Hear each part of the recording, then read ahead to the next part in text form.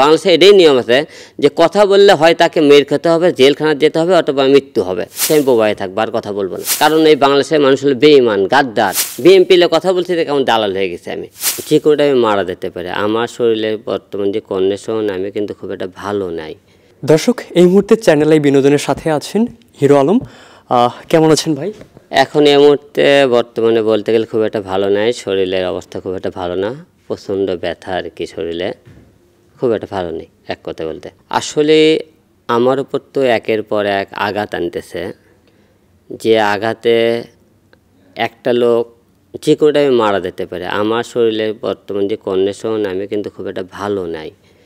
সেই হিসেবে বলতেছে আমি যে কোনো টাইমে মারাও যেতে পারি। কারণ এই লোকটার উপর এতটা অত্যাচার, এতটাই জুলুম, যে আমি পড়াই মনে করি নিষ্ঠুর শিকার, লাঞ্ছিত শিকার। অনেকেই আমাকে লাঞ্ছিত করতেছে। আমি সেই দুঃখেও মনে করি মারা যেতে পারি, যে আমাকে একের পর এক তারা মারধর করতেছে, লাঞ্ছিত করতেছে, ইনসাল্ট করতেছে, শিক্ষিত সমাজটা মনে করেন বলতেছে। সব কিছু মিলে আমি মনে করি মারা যাওয়ার সম্ভাবনা বেশি থাকে। কারণ এক তো মারতেছে, আবার মনে করেন কথা দিয়েও টর্চারিং করতেছে আমাকে।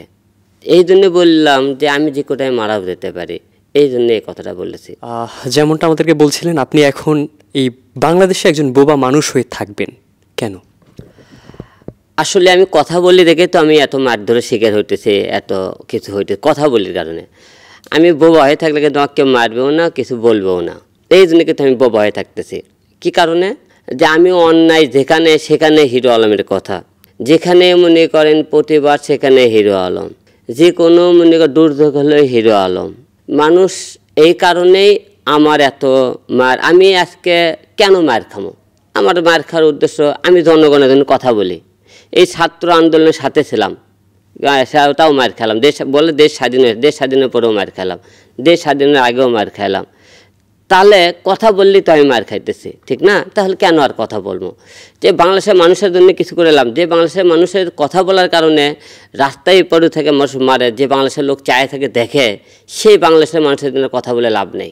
অনেকেই বলে তুই দালাল হয়ে গেছিস, তুই মনে কর হয়ে কথা বলতে। কারণ আমি তো আওয়ামী লীগলে কথা বলতাম, তাহলে আমি মুখে ভালো হইতাম দেশের।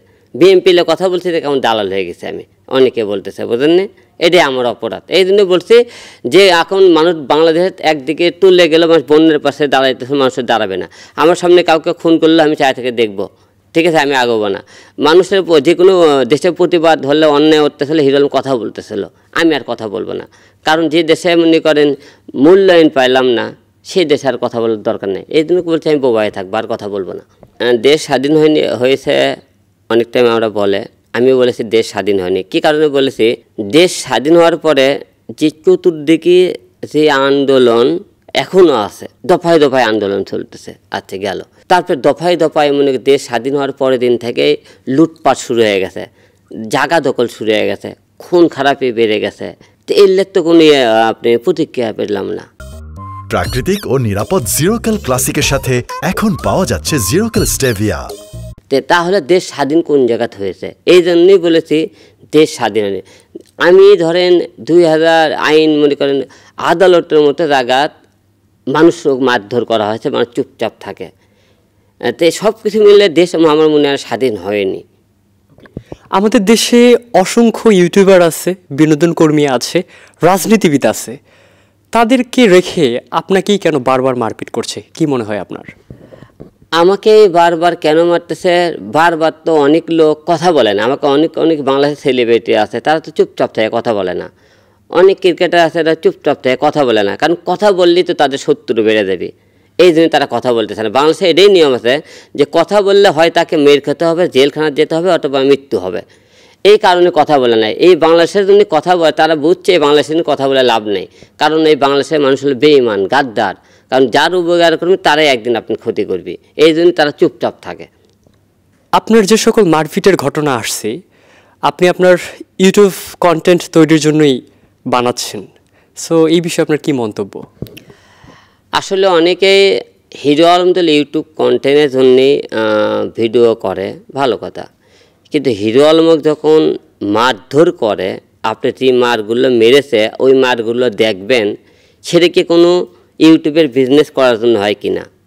এখন এক শ্রেণীর লোকেরা তাদের নিজের গাও বাঁচানোর জন্যে হিরো আলমের উপর দোষ চাপাইতেছে এই ঘটনা বলার জন্যে তারা।